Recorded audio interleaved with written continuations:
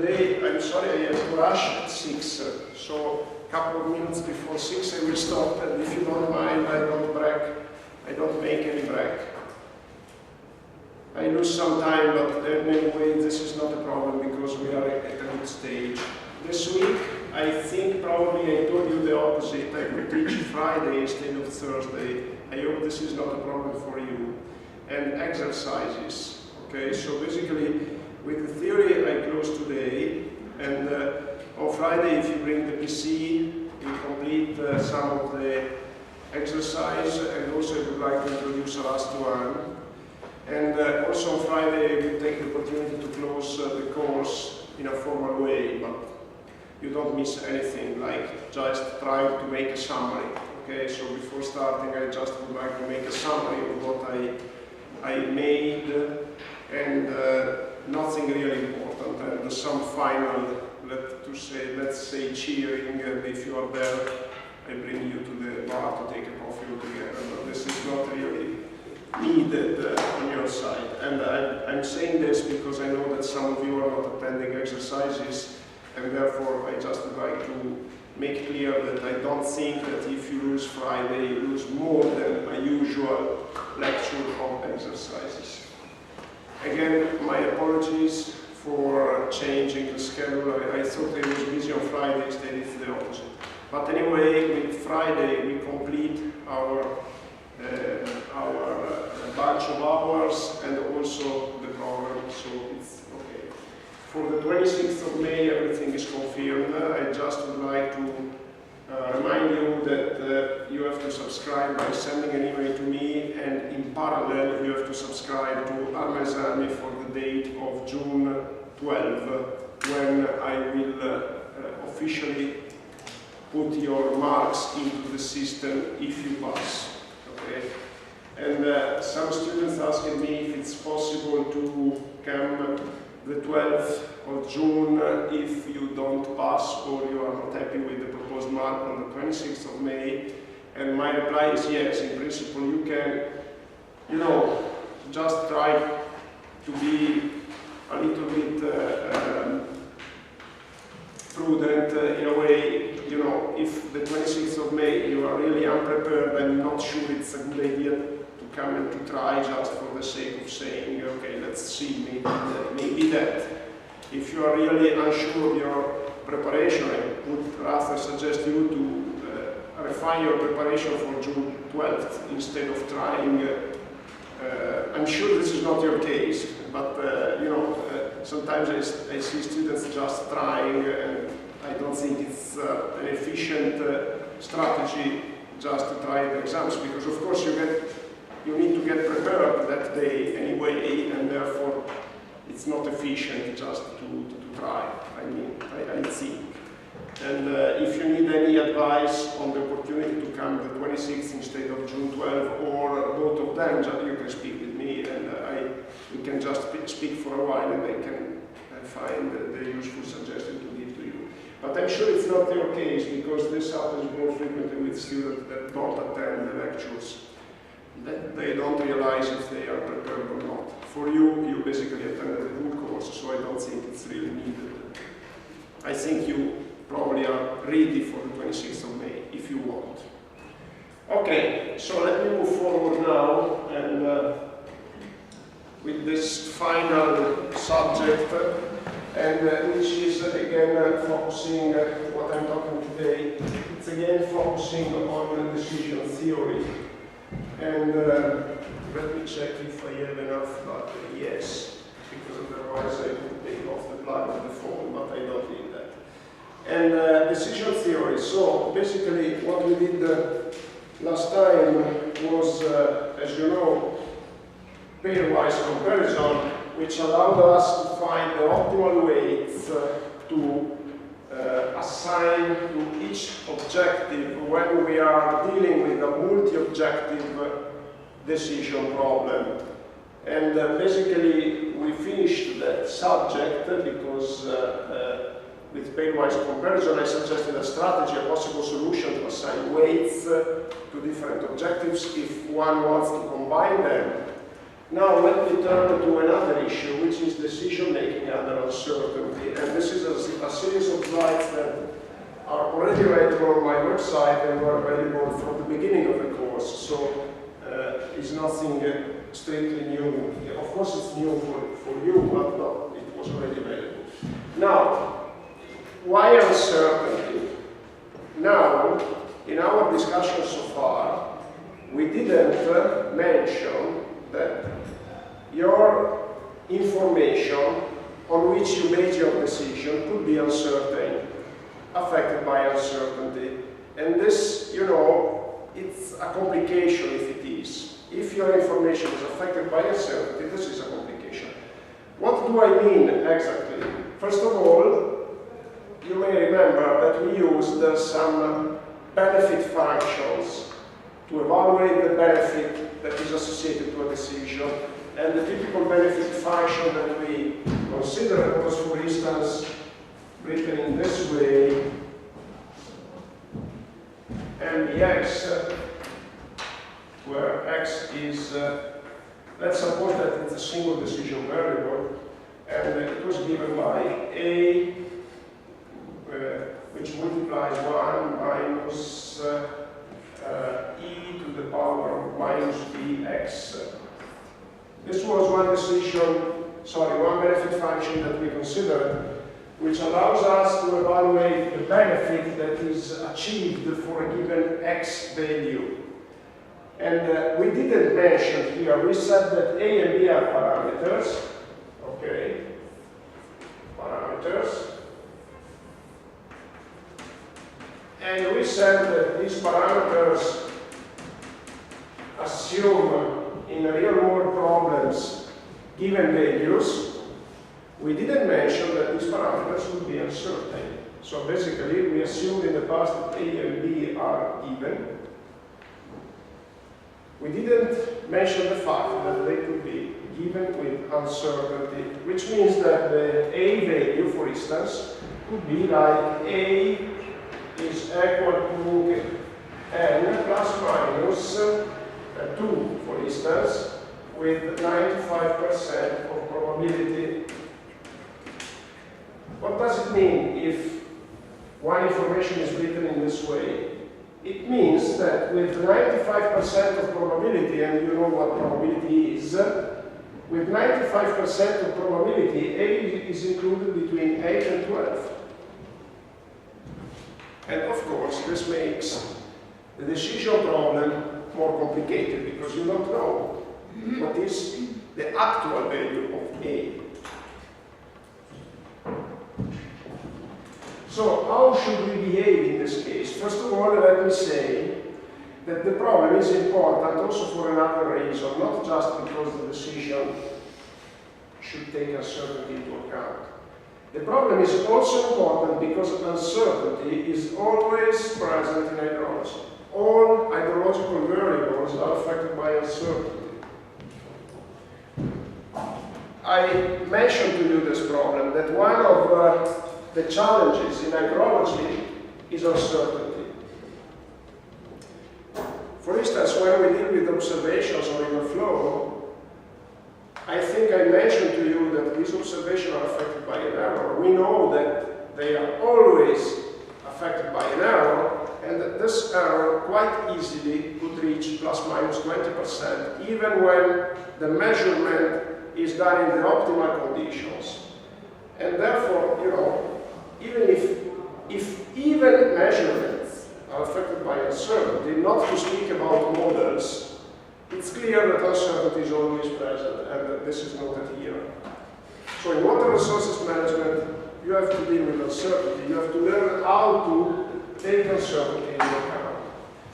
And we know that this is an extremely relevant problem.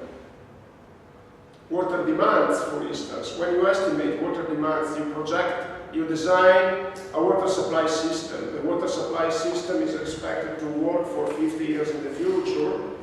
Then you have to estimate water demands for the future, for the next 50 years. And usually you estimate them based on a prediction of a demographic prediction of the population dynamics for the next 50 years, this is affected by uncertainty. So there are many reasons for the presence of uncertainty, and also when you talk about rainfall, future rainfall, climate change, many reasons for the presence of uncertainty.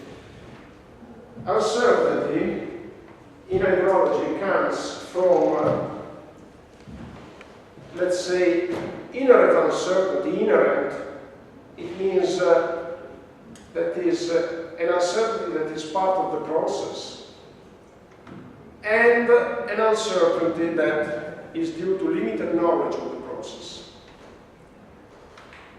For instance, if you toss a coin, the outcome is uncertain, and it's uncertain because you know everything of the process, but you can't predict the outcome. Still, you can't predict the outcome because the outcome is inherently, intrinsically affected by uncertainty.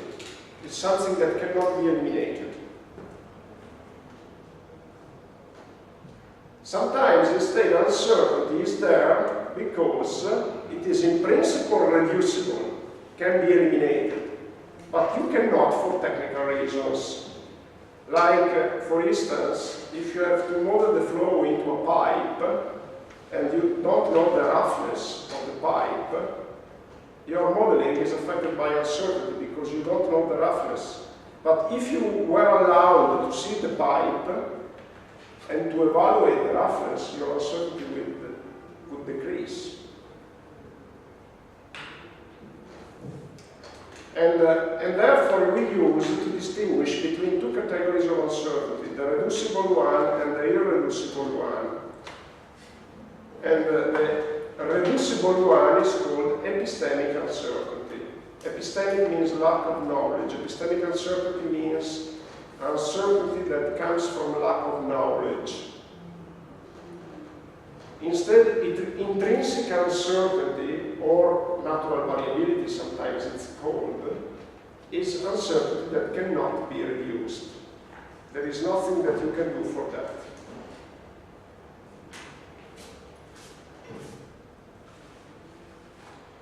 I make this classification because the terms epistemic uncertainty or irreducible uncertainty are widely used in hydrology.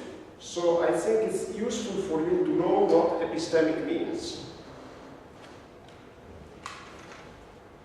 On the other hand, I would like to say that when speaking of uncertainty, I think that it's inappropriate to make any classification. It's uncertain, that's it. Because the classification is not easy. If we were easily able to separate different types of uncertainty, then I would say, okay, let's classify it. But if we cannot, and indeed we cannot easily separate the two categories, then the classification is pointless. Classification is useful when you can classify. If you can't classify,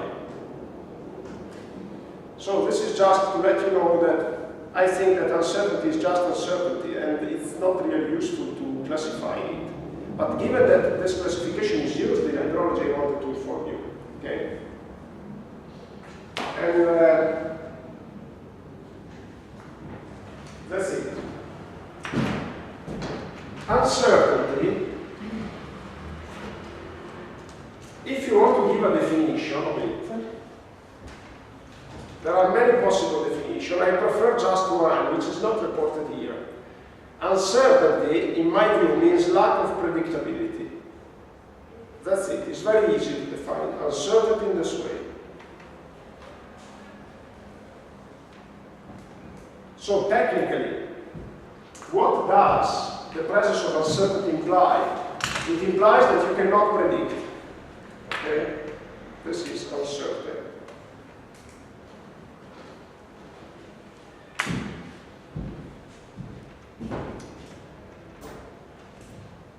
We cannot predict, but still, in the presence of uncertainty, we have to evaluate its effect.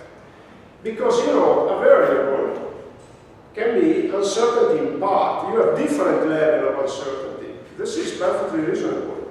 Like here, you see, plus minus 2. So you have different levels of uncertainty.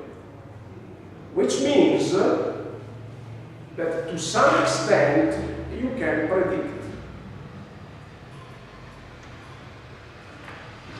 This is the prediction that we have to make. To the extent that we are allowed to, we still have to predict. So we have to consider uncertainty, what is the amount of uncertainty, and make our prediction. And if the uncertainty is great, is significant, our prediction will be very uncertain. If uncertainty is limited, our prediction will be more precise. Let me say that from a technical point of view, the problem is not given by the presence of uncertainty, it's given by not quantifying it. If you don't quantify uncertainty, your prediction is not useful. If you quantify uncertainty, your prediction is extremely useful, even if it's uncertain.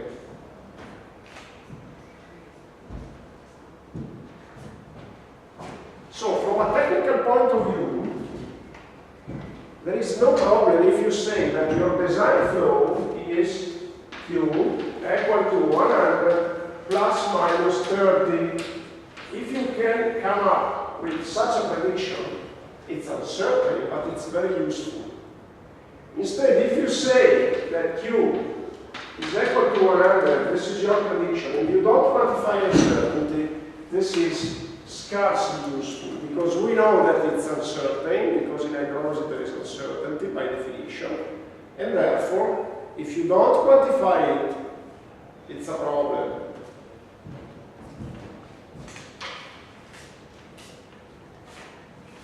So you may want some more details and ask me why it's a problem.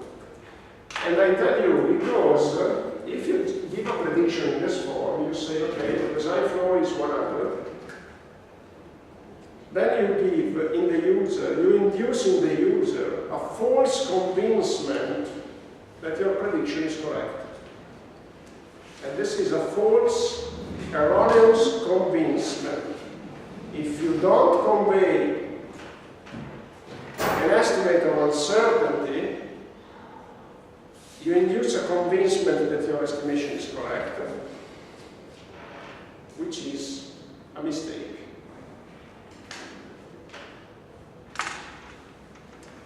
I'm emphasizing this concept because there are some technicians, engineers, and also some researchers who are instead convinced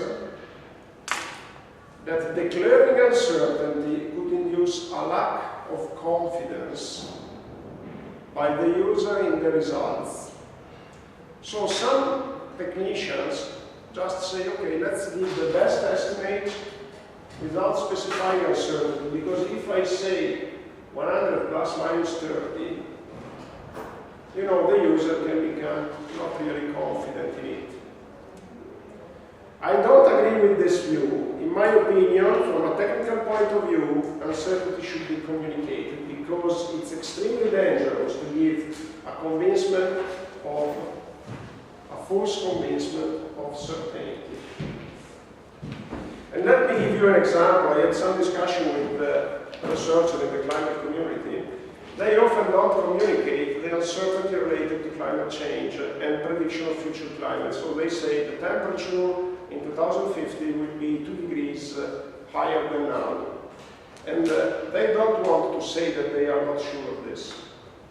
Because they say, if I told people that the temperature is expected to increase, but there are uncertainties to the extent that the temperature could even not change, they say, you know, the attention of people to the problem of climate change would decrease.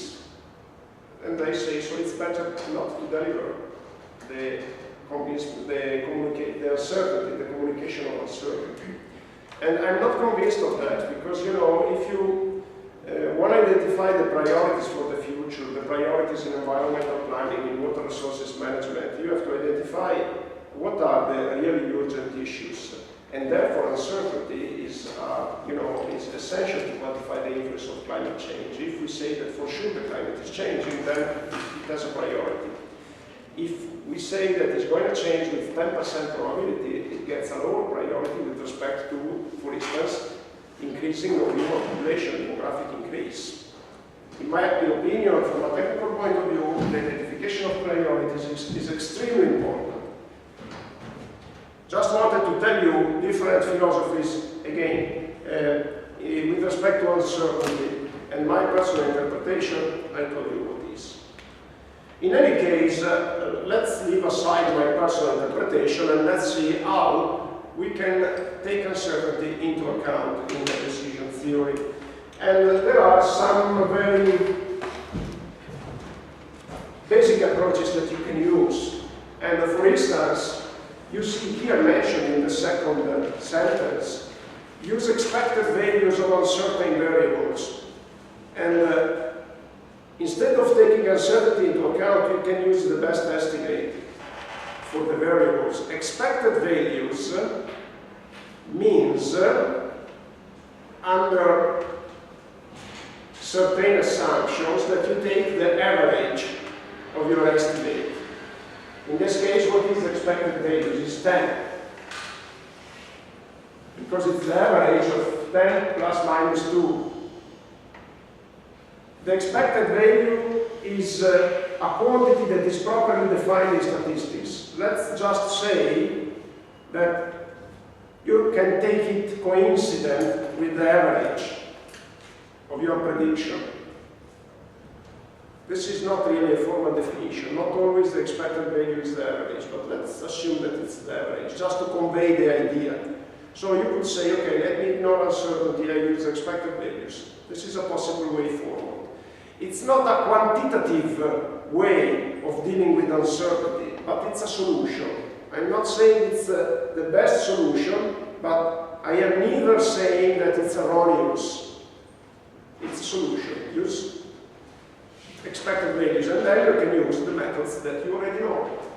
Lagrange multipliers, what we did so far. You assume that parameters are given by their expected values, and you ignore uncertainty, at least in the estimation of the decision. Okay. Another approach is, let me take the most precautionary values. So, for instance, if A is 10 plus minus 2, I could take for A a values of 12 or 8, depending on what is the safer approach. And what is the safer approach depends on the purpose of my analysis. So let me make an example. If I have to design a bridge and I need to estimate the design flow for a river, and my design flow is varying between 60 and 100, for estimating the bridge, I would take 100 because it's the highest, the safer one. Of course, I will get a bridge that is heavier than what is strictly necessary, but this may be fine. On the other hand, if your design flow is needed for an hydropower plant, then the safer value is the lower one, because it's 60 in the case that I mentioned before. Why is that? Because, you know, the problem of the hydropower plant is that it is not efficient if it works at a flow that is greater than the design flow. The hydropower plant works, but works not efficiently. So it's safer to take the lower value for the design flow. So depending on the purpose of your problem, or depending on your problem, you may take the lower value or the upper value just as a safer one. This is another approach. The precautionary approach involves that you take a solution that is not the most efficient in economical terms. For the case of the bridge, because you spend more money than what is needed, because you are designing an heavier bridge. For the power plant, you are losing money because your design flow is the lower one, so there is some water that you are not using. So the most precautionary solution sometimes gives a loss of money, involves a loss of money. it's also important, the final note, you know, uncertainty is more significant when you have a lot of variability in the variables.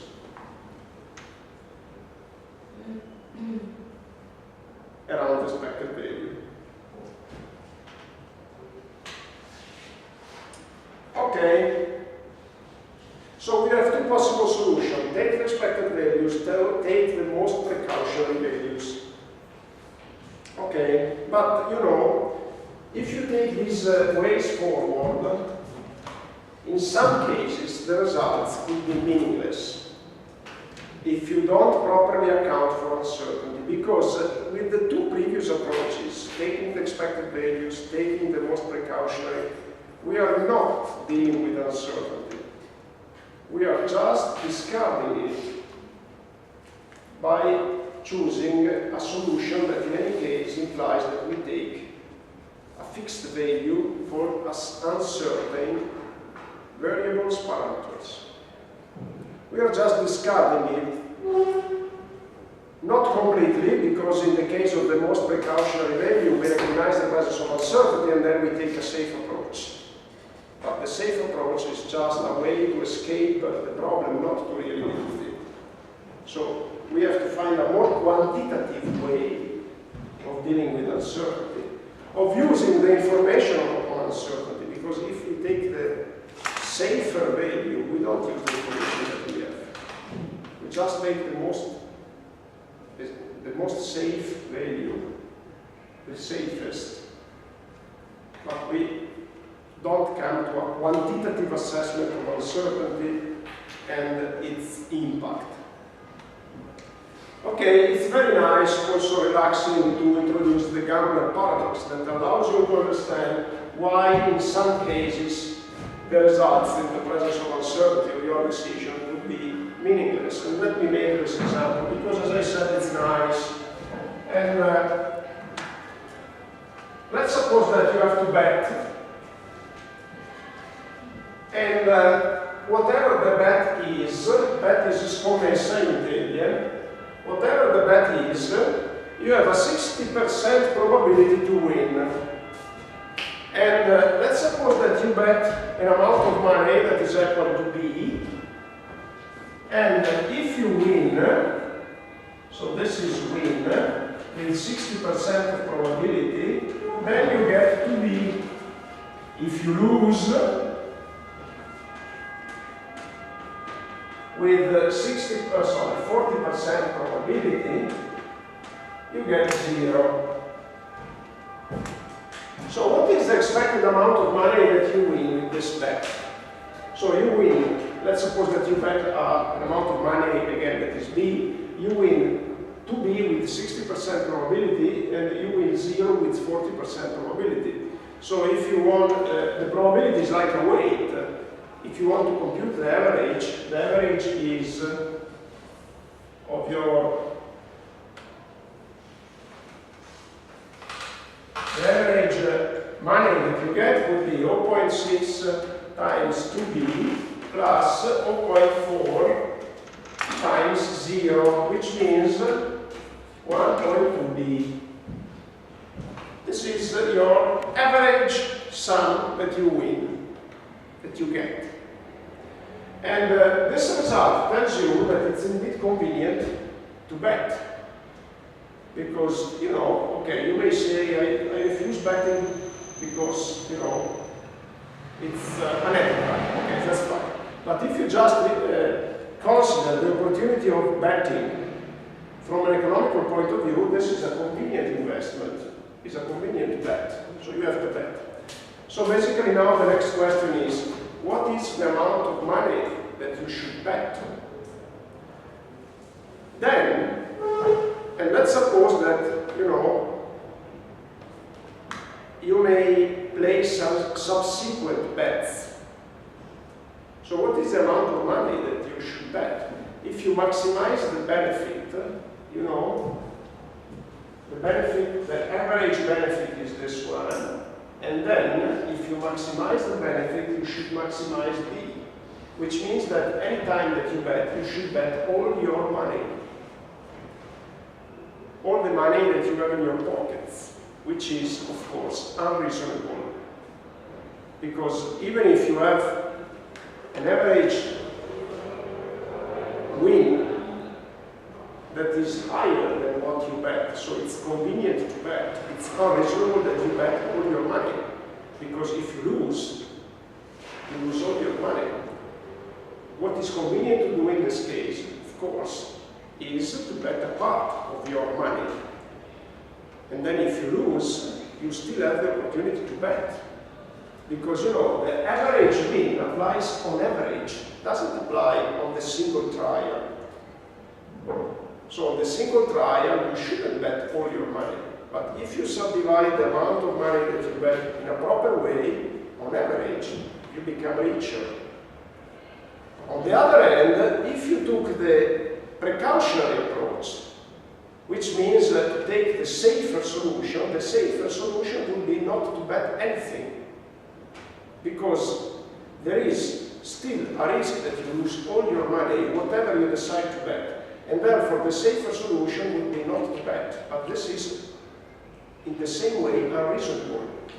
Because when you have a convenience, which is given by the fact that on average you are increasing your money, why shouldn't you bet? So you can easily understand with this paradox that the right way forward for an optimal decision maker is to bet each time a certain amount of money between more than 0 and less than your total amount. Okay? And now your question would be, and what is this proper amount of money that I should bet in this sequence of games? And my reply is, it depends on your propensity or aversion to risk. If you bet a huge amount of money, you are taking a lot of risk, but you have a higher chance of increasing the final amount that you gain. If you are a very prudent person, you will bet each time only a reduced amount. And we have to find a way in our decision process to decide in this way, to take into account your propensity or aversion to risk. This is the purpose of this lecture today. How can we do that?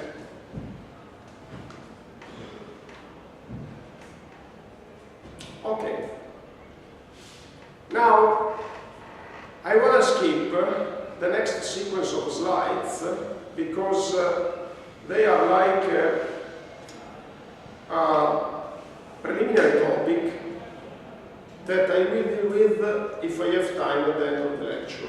So let me jump directly to the problem that I just mentioned, how to take into account your willingness to risk in the decision process. So I'm skipping sensitivity analysis, which is very simple, by the way. I skip this. And let me jump to utility theory.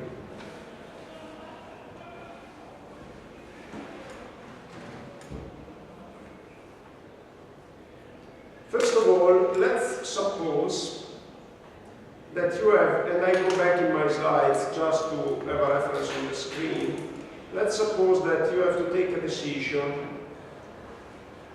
whose benefit is given by a decision. Let's suppose that we have just one decision variable. Let me think if it is the best way. Yes, one decision variable, x, and depending on x, you have a benefit that is given by this benefit function. Let me write it on the blackboard because on the screen it's not completely clear because of the luminosity of the projector.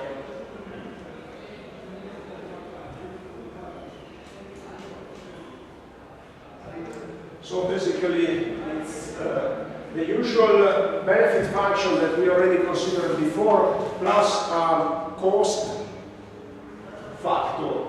So it's nvx is equal to a times 1 minus e to the power of minus px minus c, which is another parameter, times x to the power of d. So basically a, b, c, d, these are parameters.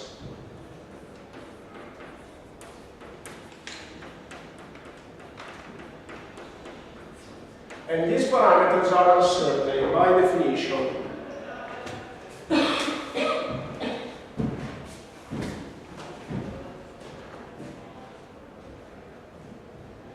First, let me note that by including this cost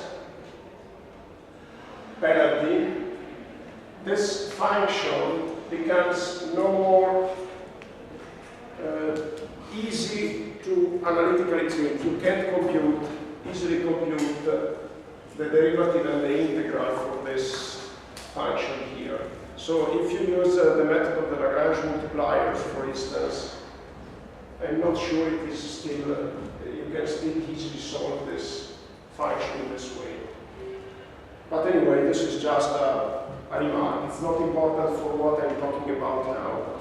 And let me just show you what is the shape of this function. You may remember that the previous one without the cost was asymptotically tending to a for increasing x. So if you discard the cost, what remains here is asymptotically tending to a for increasing x. But if you include the penalty, the cost factor, then this is just an example for a equal to 60, b equal to 0.08, c equal 1, and d 0.7. You get this shape, and the maximum benefit is obtained for x equal to 38. I'm limiting my attention to integer values of x.